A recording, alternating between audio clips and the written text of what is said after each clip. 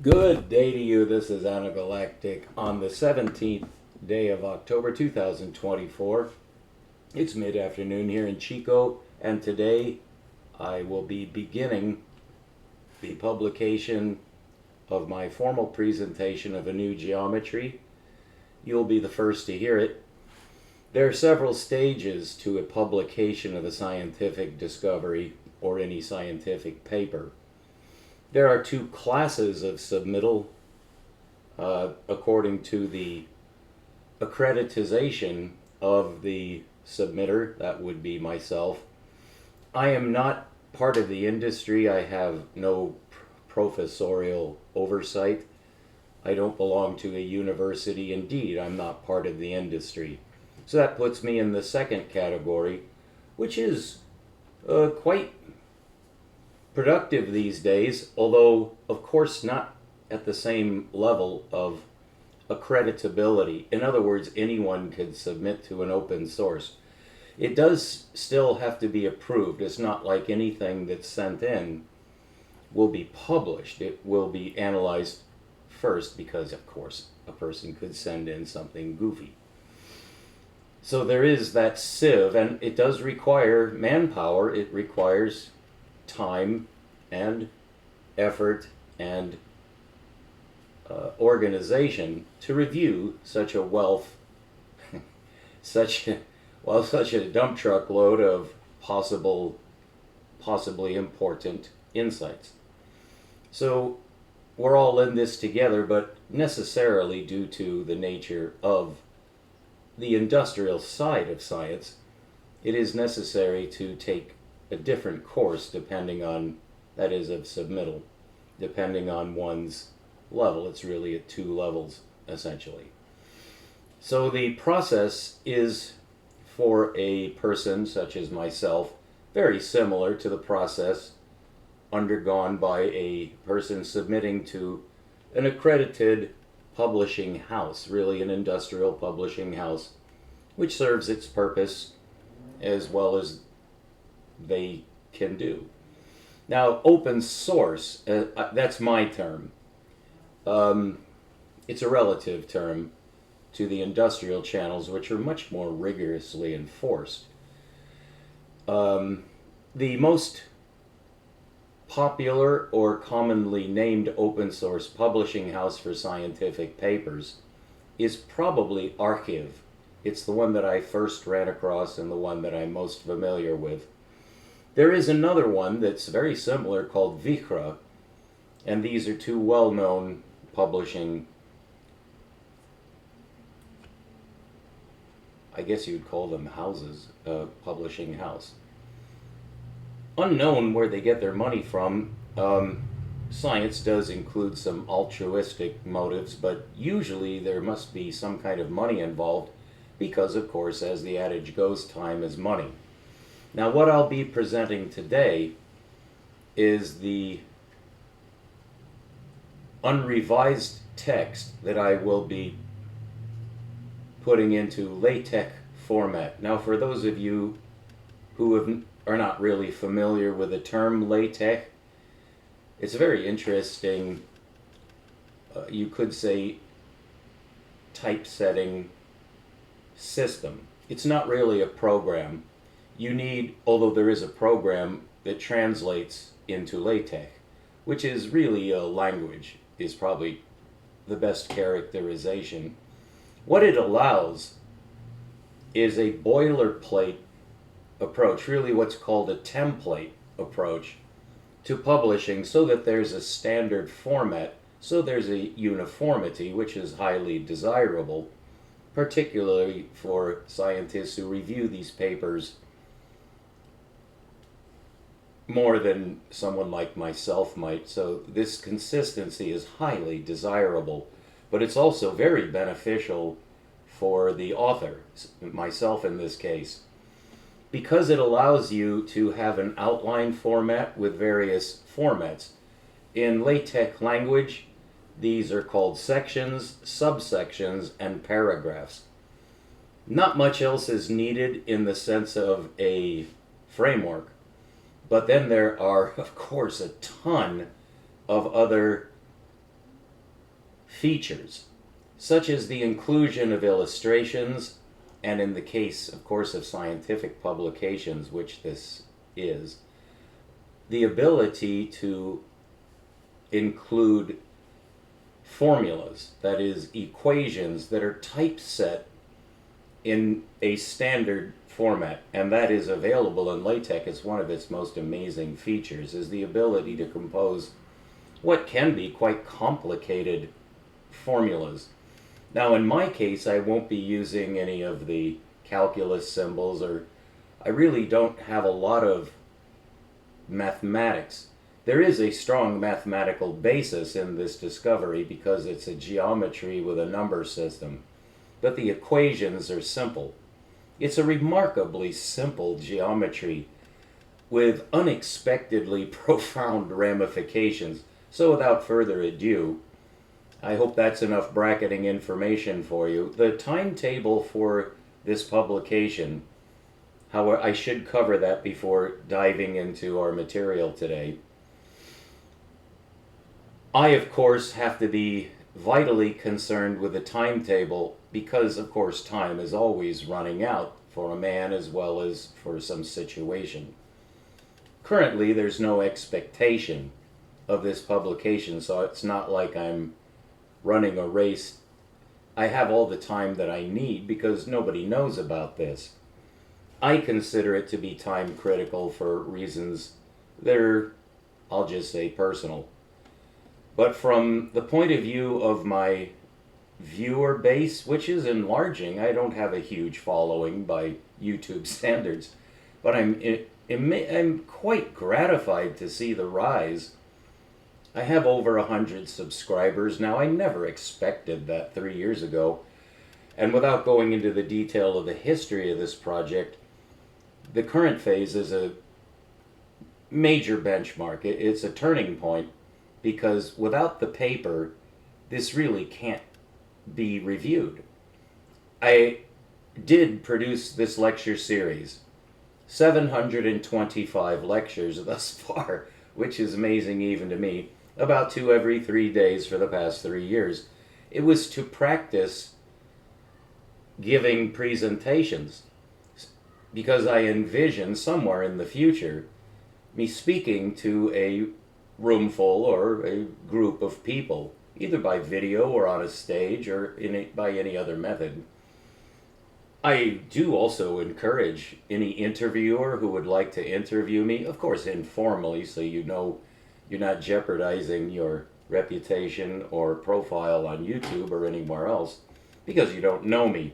But a phone interview or email correspondence is highly desirable to me in the future.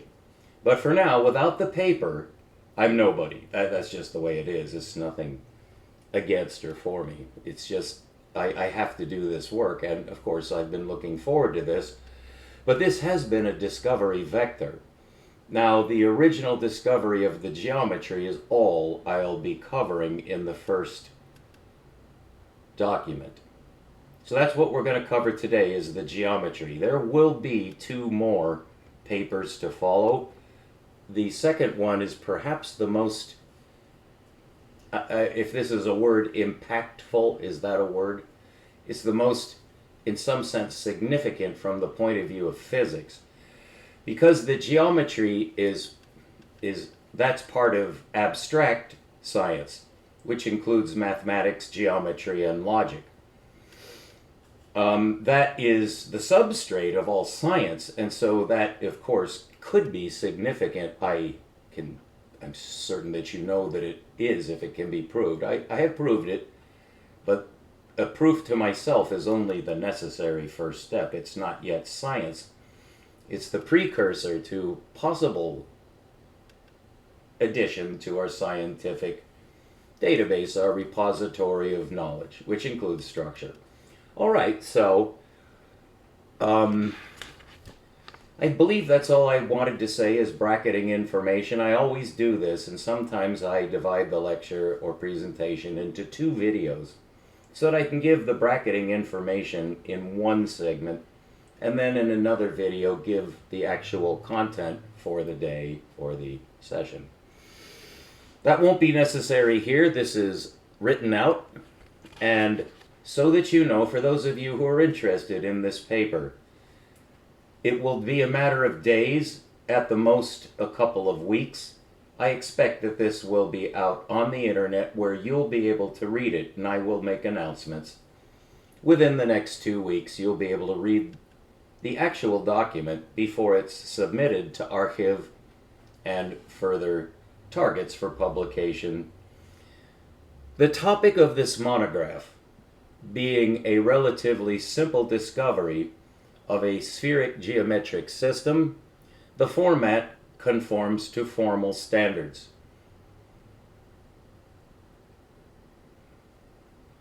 A series of lettered endnotes will appear throughout to optimize content for one continuous reading. This will serve two related purposes: to allow rapid comprehension and to facilitate a complete presentation.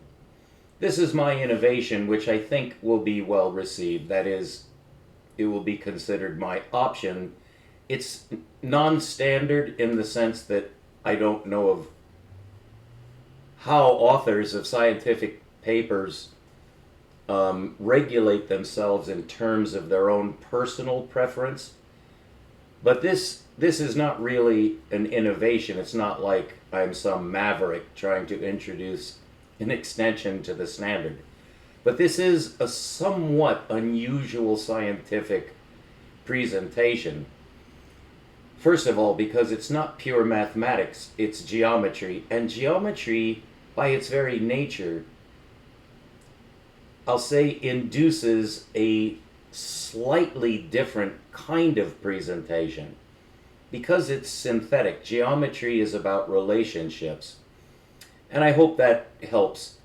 But all it is to have when you reach the end of the document, you've passed by all of these letters, which are essentially footnotes, but they're endnotes. They're gathered together with the letters. And whether there's links, I could put in links, but that's an added layer of complexity for me. So it can be done, of course. They're called bookmarks. You just jump. And you've probably seen this. That can be done, but I haven't decided yet if I'm going to have linked endnotes. But the endnotes are designed to add completeness to certain ideas which simply cannot be elaborated in a short paper. Now, the length of scientific presentations varies enormously. I won't give a range, but I would just guess you could say from 3 to 30 pages, which is quite a range. But it shouldn't present any problem. You make it as long as you need to, and you make it as short as you can. So it's quite an art. To go on, sources for this work are given as completely as possible, including the important discovery made by Ruja Josip Bošković, which is summarized in one paragraph. Now, whether that actually is one paragraph or two, we'll see. But this is just a rough draft. Noether, that is Emmy Noether's discovery of conserved force symmetry, is cited in connection with Bošković's discovery of the two-force symmetry in particle interaction. I also cite the work of John Horton Conway, who only recently died of the COVID epidemic. Conway's surreal binary tree is recognized now as the discovery of the structure of the linear number system. This monograph purports to prove the existence of a spherical number system, by which is meant a closed, rational, positive system of proportional whole linear numbers. The number system thus defined has several advantages over the linear number system on which it is based. This discovery has immediate and specific application to a wide range of problems in physics. including some extant paradoxes, particularly in atomic and subatomic physics. Those will be named in the second part of this paper, yet with merely summary paragraphs. A more complete expose is being prepared by the author for publication later in 2024. We have 2.5 months left before Christmas and New Year. A third paper is expected to be ready for publication in the same time frame, dealing more thoroughly with extant problems in astrophysics and cosmology. For more information on how this discovery was encountered and concerning the developed themes in this initial paper, the author has produced 720 video lectures and presentations on his YouTube channel AEIOU. This took 3 years and covers the full spectrum of development of this discovery. This is to announce the discovery of a mathematically coherent nonlinear geometry. When initially encountered, the numeric basis of a spheric geometry was indicated by inversive geometry, to which an explanatory paragraph herein is appended. A natural question arose: are these numbers computable? The same question arose in the discovery of the complex number system. A translation function is required in that case, usually called complex conjugation. In all uses of the complex algebra of the complex number plane, the final step in computation is the translation of the complex solution to linear numbers, because C itself, that is the complex number system, is irrepresentable in a computer, which means they're non-computable. That's the definition of computability. The present author was faced with the same challenge: to compose a provably consistent conjugate function. The correct translator was then discovered. That will be covered in this paper, as it is critically necessary to validate the conjugate translator in order to provide prima facie justification for the spheric number system. To introduce this nonlinear geometry, its non-Euclidean profile must challenge instant accreditization.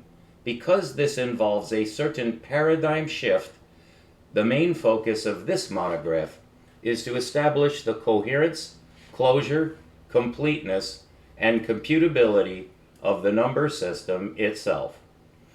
It appears now to the author that one reason behind the elusive nature of this construction is the non-trivial inversion of circle parameterization. On the unit radius of the circle, the circumference is computable down to an irrational constant 2 pi, to which we assign the standard symbol tau. We take the critical step of inverting the radius-circumference proportion such that unity is transferred from the radius to the circumference. This results in a radius of tau to the -1 power, which is simply 1 over tau. So that would be the radius of a circle whose circumference is 1. However, in order to conceive a meaning to a circumference value of 1, two componency must be introduced using explicitly linear components. One of the primary goals of this paper is to show the remarkable parameterization of the circle on reciprocity, and how this parameterization transfers directly to the sphere. Included herein, therefore, is a perhaps somewhat remarkable chapter on the function of the calculus in the spheric number system. So that's the introduction as such as I have composed it thus far, but I would like to show you what I have in printed format ready for publication to the internet Now here I want to interject where you'll be able to read this. It'll be within a few days that I'll have the preliminary drafts published so that you can review them. And if all goes well, as I expect it will, you will be able to make comments directly into the document if you want. So I'm going to hold up here just to show you. There are several pages here. I'm just going to fan it here so you can see there's quite a bit of material on these pages. It's kind of indented. And this will be published soon, not through the publishing houses, house, such as I'm able to. Look at this loose focus. It's not focusing on me. Tab always. I don't know what's going on. Oh, there it goes. Now it's. Well, I'm sorry about that. I have some technical difficulties here. They just went away. All right. Just so you know, I am facing a financial situation, which is, of course, you don't need to worry about it, except I do need to mention I have several technological advancements in sight. Obviously, this is quite primitive. You're just looking at my face. That's kind of a waste of video. I don't believe it's terribly significant at first or in certain contexts, which this is one of those contexts. I will be quite busy producing this documentation both for your review and then for submittal. But it won't take long because it's actually not that involved. This is remarkably simple, but the reason why it requires my intense concentration is because it does involve a paradigm shift, which I attempted to mention in the introductory sequence. I consider that to be critical because of our innate, really our trained reliance on the linear number system. Any deviation from that system is somewhat unwelcome. Although you must say, the complex number system certainly made a hit. It's now used exclusively. The real number system has been superseded by a superset number system called the complex number system, which is a superset of linear numbers. Because it's two componency, it enables a lot of powerful, I'll just say, techniques. So the complex number system is invaluable. In fact, there's a video, which I'll have a reference to this video that I just watched yesterday. A remarkable video from my point of view, because it talks about the Dirac equation in a way which reveals, really to me for the first time, a direct insight into how Dirac did what he did, which of course is a major insight if it can be achieved. So I was quite gratified. I believe the man's name is Behier. He makes some excellent videos. He uses the Grant-Sanderson system, which I actually acquired, and I was thinking of learning it because you've seen Grant-Sanderson. It's called 3 blue, 1 brown, if I got that right. 3 blue, 1 brown, that's Grant-Sanderson. He's out of Stanford. He's an amazing presenter. He just does marvelous work. But a lot of the impact of his work, which is just remarkably well done, a lot of it relies on a certain graphical system by which he's able to produce those cute little pie characters, which I don't think anybody can not like those pie characters, you know what I mean? But the graphics that he uses, for instance, to demonstrate quaternion algebra, there's a huge long list of presentations that Grant has made. I will try to get around to learning that, but I probably need collaboration. There's a lot that could be done to present this system that I discovered more effectively. But in the future, if you haven't seen too many of my previous lectures, you may not be aware that I do prefer to have over here a big screen with documentation, which can then be flipped from page to page, and then you should have a pointer. There's all kinds of techniques. The music and sound effects are nice, but I'm not using the technology available as effectively as I should. And a lot of that has been, of course, time slicing. I've spent most of my time over the past 3 years on developing this extraordinary discovery vector, which entails continuous research. So that ends our presentation for today. I may give another presentation later, but I will be developing this document from here on. That will be my primary work. For the reasons I outlined, it's absolutely a turning point. Without the paper, there's nothing. The videos are not.